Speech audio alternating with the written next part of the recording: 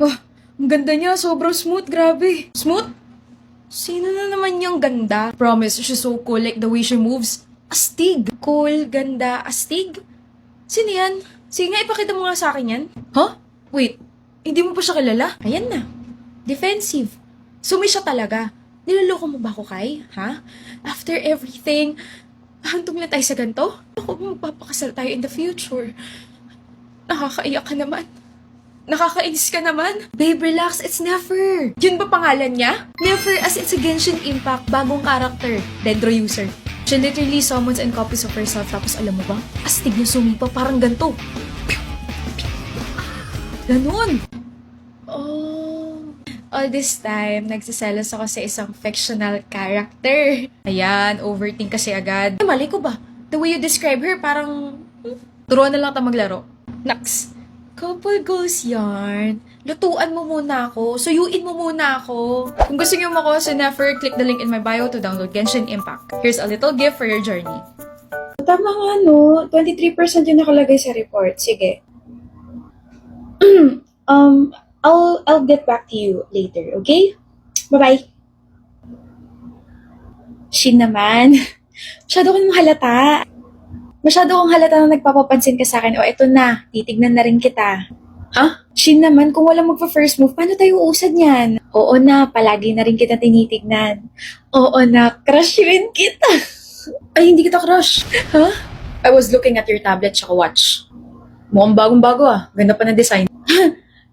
Napansin mo pala.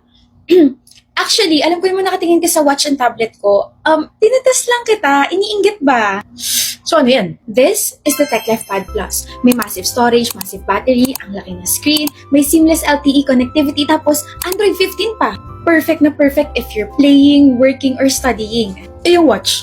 Kundo. Ito naman, this is the TechLife Smartwatch P1. Alam mo bang may 5-day battery life to? Bukod doon, meron tong water and dust resistance. Nakikita ko nga na palagi ka nag-workout, kaya alam kong perfect sa'yo to kasi may comprehensive health and fitness monitoring to. Galing ah! Makabili nga yan. Pero, wait lang. Nakikita mo yung mga workouts ko? Ini-stalk kita sa social media. Huh? Okay. I mean, interesado kasi ako sa mo nabili yung biceps mo. I mean, yung triceps mo. Shocks! Bumili ka na lang ng mga ganito kasi maganda to. So, ayun. Una na ako, oo. Goodbye, I crush you and see you. Bye! Sure kang hindi ka interesado sa akin? Hindi. Okay.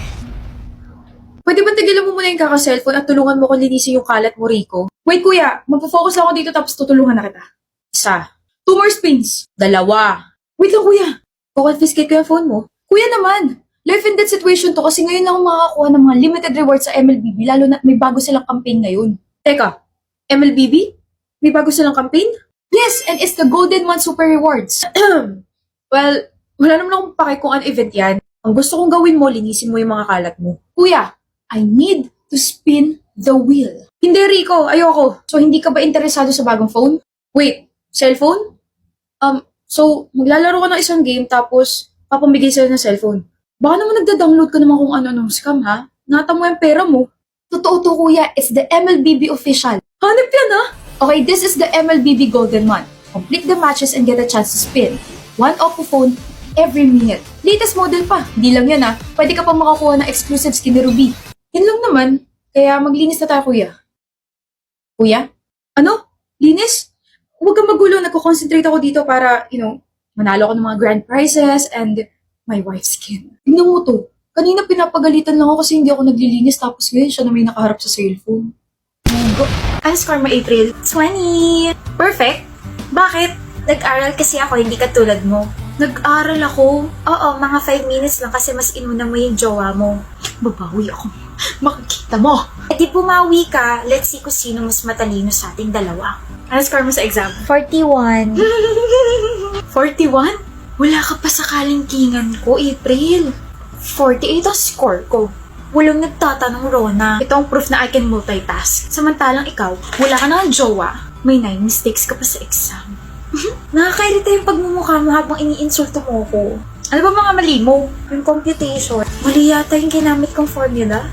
Patingin, pangit talaga ang sulat mo. Turuan mo ako, hindi ko sinabing insultuin mo yung penmanship ko. Napagbaliktad mo yung formula, ito dapat yung ginamit mong formula. Kunin mo libro mo, dali, explain ko. Ang baba ko, April! Kasalanan ko. Habang nagkukwis kasi tayo, binabangungot ako ng pagmumukha mo. Visit ka. Ano, ilang ka? 9. Ang baba nga. Ano ba mga sinagot mo? Pangalan ng jowa mo. Pangalan mo siguro nalagay ko kasi palagi kang mali sa paningin ko. Hindi kita pinalaking ganito, BFF. This is not you. Wake up! Ilang ka ba? 9 rin. Pumali ako sa true or false eh. Tignan mo, 9 ka rin eh. Magkaaway ba kayo? Hindi. No?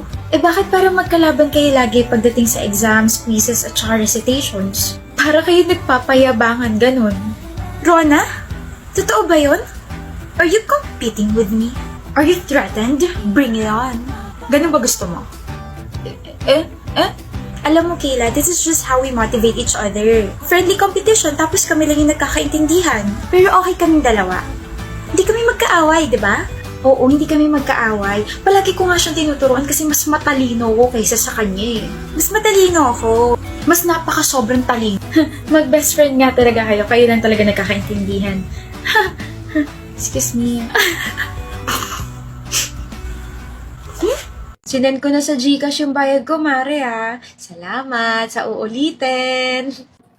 Anak ko kalbo. Grabe ka naman sa akin, Mama. Nandito ka na? Surprise! Hindi po ako yung padala ngayon kasi ako na yung dumating. Ano? Akala ko next year ka pa kasi ang mahal-mahal na pamasahe ngayon. Akala ko rin po next year pa kaso bigla na paaga tapos wala pa akong binayaran. Libre flight mo? Paano? Eh di dahil sa GCash Overseas, may promo kasi sila with Philippine Airlines.